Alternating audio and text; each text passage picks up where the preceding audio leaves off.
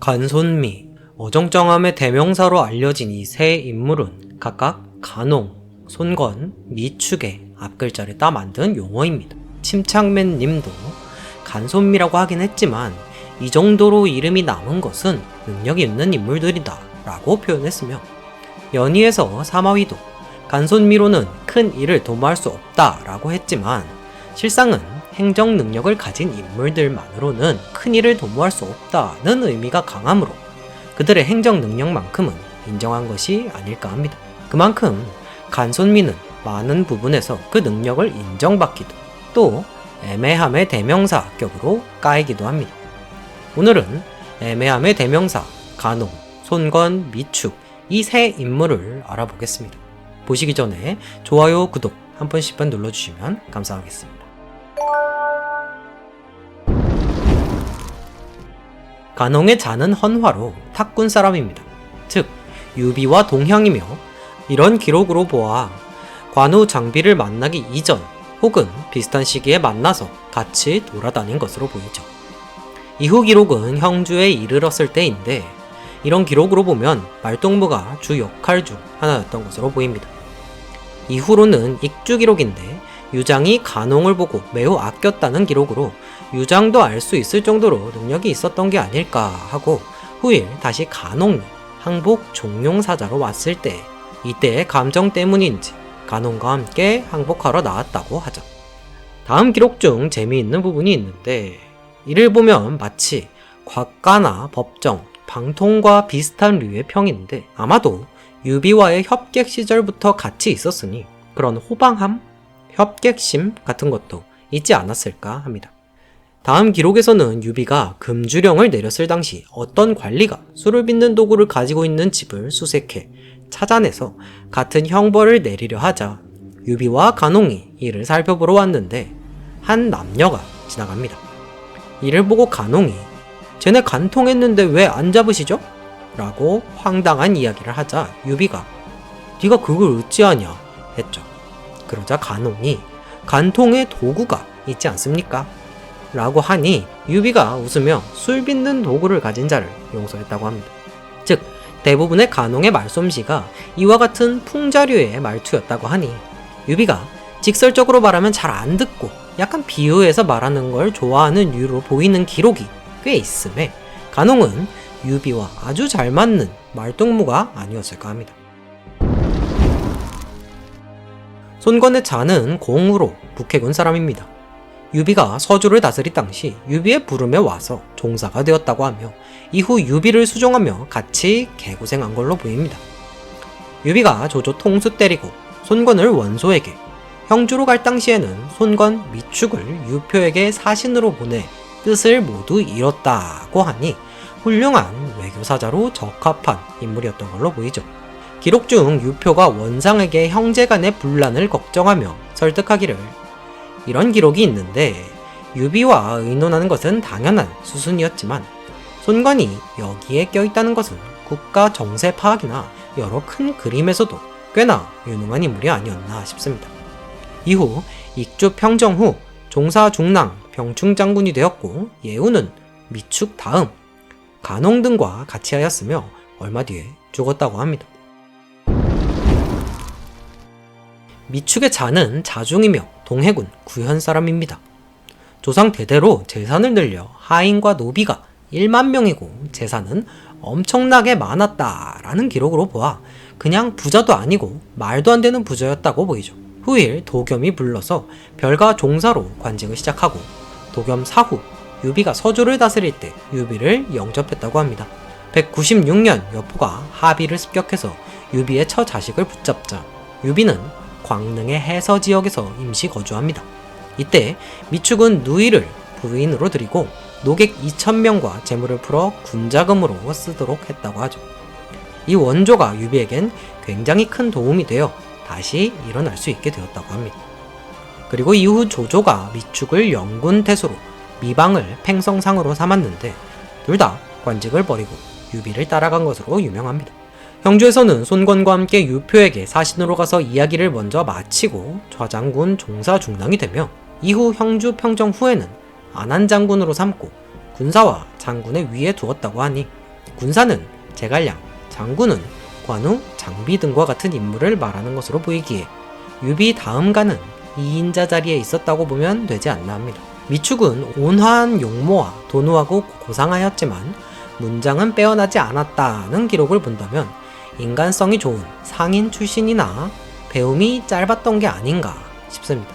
해서 이 뒤에 기록도 도맡아 다스린 바는 없었다 인 걸 보면 국정을 논하기에는 어려운 인재이지만 우대와 총애는 넘버2였다 라고 볼 수 있습니다. 이 뒤의 기록은 미방의 배신으로 결박하고 죄를 청했으나 유비가 위로하고 타일러 대우가 변함이 없었다고 합니다. 그러나 미축은 부끄러움에 병이 나서 몇 년 뒤 사망했다고 합니다. 아들 미위는 호분중 낭장, 미위의 아들 미조는 호기감을 지냈으며 미축에서 미조까지 모두 활, 말에 능해, 활쏘기와 말타기가 능했다고 합니다. 각각의 유비군에서의 맡았던 역할 추측 및 만약 살아있었다면 어떤 역할을 했을지를 추측해 보겠습니다. 간혹 유비의 말을 잘 들어주고 진언을 할 수 있는 인물, 그리고 그 진언을 유비가 기분 나쁘지 않게 비유적으로 말하는 능력을 지녔기에 어릴 적부터 친구이기도 했던 간홍이 이릉대전을 막아낼 수도 있다고 평하는 법정과 함께 살아있었다면 이릉대전 디펜더로 거론되는 인물이죠. 또한 장수했다면 설령 이릉대전을 막진 못했을지라도 탁고 대신으로서 제갈량과 장환의 역할이나 후일 북벌의 이엄 역할을 할 수도 있지 않았을까 합니다. 참고로 조비는 진군, 조진, 조휴, 사마이에 무려 4명에게 탁고를 부탁했고 이들이 각각 행정, 정치, 군사에서의 각각의 역할이 있었고 서로가 서로를 견제하는 관계였기에 탁고라는 수레바퀴가 원활히 돌아갈 수 있었습니다. 그러나 총나라는 사실상 제갈량 단일 체제였기에 이엄이 불만을 품을 만도 했고 또한 제갈량을 견제할 세력이 없었기에 이는 다른 말로 하자면 제갈량이 혼자 일을 해야 하는 상황에 이르렀기에 이릉의 대패와 더불어 여러모로 촉한이란 나라는 간손미의 사망부터 흔들리기 시작했다고 볼 수 있지 않나 싶습니다. 개국공신의 높은 위치에 오른 것, 어느 누구도 그와 척을 졌다는 기록이 없고 기록이 남겨져 있다는 점, 이를 본다면 무언가 대단한 능력이 있었지 않나 싶은 인물입니다.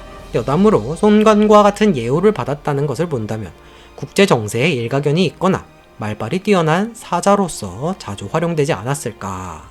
하지만 보여준 게 아무것도 없어서 말발 말고는 무슨 능력이 있는지도 모르겠는 미지의 인물입니다. 손건, 원소에게 사자로, 유표에게 사자로 가서 모두 성사시킨 걸 보면 말발, 국제정세 등의 뛰어남을 보여주었다고 보이죠. 말발로 원소나 유표를 설득했던 것을 본다면 평타 이상의 말발을 소유했고 유표가 유비, 손건과 의논했다는 기록으로 본다면 유비의 국제정세 파악에도 도움을 준 인물로 보입니다. 즉, 기본적으로 외교 사절은 국제정세에 밝아야 가능하기에 손건 또한 그런 인물이었고 조조의 곽가처럼 국제정세를 활용한 판단의 지침 같은 역할을 하지 않았을까 합니다. 여담으로 만약 관우의 형주에 배속되어 있었다면 좋지 않았을까 하는 인물 중 하나입니다. 앞에 간홍도 상대가 기분 나쁘지 않게 말하는 화법으로 관우를 잘 제어할 수 있었을 것 같다는 생각이 들지만 손건은 국제정세를 통한 이야기로 관우의 생각을 변화시키거나 직접 손권을 찾아가서 대화로 해결하는 총나라의 노숙 같은 존재가 되지 않았을까 합니다. 그러나 간홍 손건이 관우만큼의 또는 관우보다 높은 직책에 있었을 확률이 높기에 인사관리를 그렇게 하지는 않았을 듯 합니다. 미축, 돈이 어마무시하게 많은 갑부, 손권과 함께 유표를 설득하러 갔던 것을 보면 손권만큼의 말발이 있었던 것으로 추측합니다. 말, 활에 능했다는 기록으로 보자면 우리가 아는 희말이 없는 문관이 아닌 어느 정도의 무죄를 소유한 인물이지 않았을까 하고 무언가를 맡아서 다스린 적은 없다 하는 기록으로 본다면 행정에도 정치에도 통치에도 재능이 없었던 것으로 추측되지만 온화한 성품과 유비의 돈줄로 명예 2인자 자리를 유지할 수 있지 않았을까 합니다. 게다가 미방의 배신으로 부끄러움을 감추지 못하고 결국 병사한 것을 본다면 언제 죽은지도 어떻게 죽은지도 모르는 앞선 두 인물보다도 더욱 안타까운 존재가 아닐까 합니다. 만약 오래 살아 있었다면 조조가 미씨 형제를 관직을 주면서 회유하려던 것으로 보아 당시 서주의 큰 호족 중 하나였을 수도 있고, 또한 돈이 많았다는 것으로 보아 상인 출신일 가능성이 있기에 나라의 국고를 담당하는 관리로서 일했을 수도 있겠습니다. 공통 유비의 떠돌이 시절 유비를 보좌하면서 다닌 걸 보면 체력이 좋고 최소한의 자신을 지킬 만한 무술 실력은 있지 않았을까 합니다. 무술 실력이 없더라도 도망쳐서 살아남을 만한 강철 체력이 있었을 수 있기에 이들 셋은 모두 기본적으로 강철 체력이었다고 볼 수 있죠. 심지어는 서주, 연암, 형주 등지에서 모두 도망치며 살아남았는데 이걸 본다면 정말 도망의 귀재는 이 세 명이 아닐까 합니다. 또한 셋 모두 종사중랑의 직책을 제수받은 것으로 말미암아 참모의 직위로서 책사의 역할도 수행했다는 의미로 볼 수 있기에 간손미 모두 책사로서의 임무를 수행하기도 했던 것으로 보입니다. 종사중랑의 직책을 제수받은 시기가 형주에 와서라고 적혀 있는데, 그렇다면 제갈량이 등용되기 전, 후 중 하나로 볼 수 있기에 이전에도 그런 역할을 수행했었기에 그런 직책을 주었다 라고 볼 수도 있고, 그냥 가볍게 본다면 말동무가 주 임무였다, 즉 국제 정세에 관해 대화하고 걱정거리를 나누는 대화 상대다 라는 부분에서 총나라의 군주 멘탈 케어형 관리가 아니었을까 추측해 봅니다. 이들 셋은 기록도 너무 적고 생물 연도도 알 수 없어 도대체가 무슨 역할을 했을지 종잡기도 힘든 인물입니다. 그러나 진도나 오이 같은 분명 역할은 있어 보이는데도 개인 전이 없는 인물에 비해서는 분명 전도 존재하고 그 족적도 간결하지만 뚜렷합니다. 군주의 친구로서, 돈줄로서, 말동무로서 그들은 군주의 힘이 되어주었고, 이는 관우 장비와 같은 전장에서 활약한 무장, 제갈량 법정 방통과 같은 내치 및 책사로서의 계책을 담당한 문관과는 또 다른 종류의 힘이 되었을 것은 확실합니다. 하지만 너무나도 빈약한 기록 때문에 많은 조롱을 받고 있죠. 그러나 침착맨님 말처럼 기록되어 있으니 그만큼의 뛰어난 능력이 있었을 것이다 라는 내용은 강한 자가 살아남는 것이 아닌 살아남는 자가 강한 것이라는 적자 생존에 가장 걸맞는 인물이 아닐까요? 오늘의 인물 간홍, 송건, 미축 어떻게 보셨나요? 여러분의 의견을 댓글로 남겨주세요. 오늘도 시청해주셔서 감사합니다. 꼰대였습니다.